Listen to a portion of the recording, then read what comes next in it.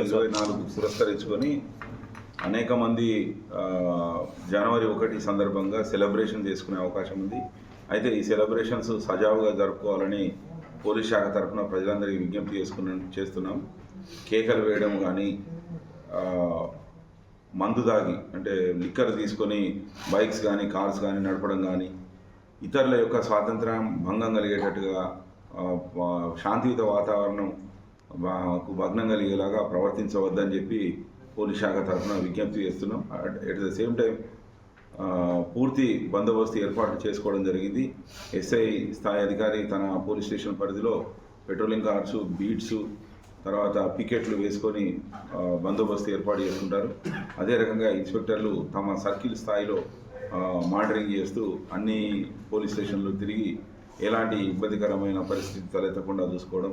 అదేవిధంగా డిఎస్పీలు కూడా whole night ఉండి పరిస్థితిని మానిటర్ చేసుకొని అవసరం ఉన్న దగ్గరికి వెళ్ళి సిచ్యువేషన్ కంట్రోల్ చేయడం కానీ, ప్రివెంట్ చేయడం కానీ చేస్తారనేది తెలియజేస్తున్నా.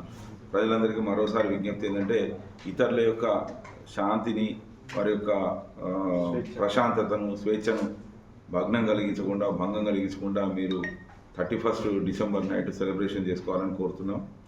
ఏవైనా చర్యలకు అంటే మితిమీరిన చర్యలకు పాల్పడితే తప్పకుండా మేము చట్టబద్ధంగా కేసులు నమోదు చేసి కోర్టు ముందర ప్రొడ్యూస్ చేయడం జరుగుతుంది. కాబట్టి తల్లిదండ్రులు కూడా మరోసారి విజ్ఞప్తి చేస్తున్నాయి ఏంటంటే, పిల్లల్ని కూడా కొద్దిగా బయటకు పంపకుండా ఎక్కడైనా క్లోజ్డ్ ప్రిమిసెస్లో సెలబ్రేషన్ చేసుకోవాలని కోరుతున్నాం. అదేవిధంగా ఎట్టి పరిస్థితుల్లో డీజేలను అలౌ చేసేదే లేదు.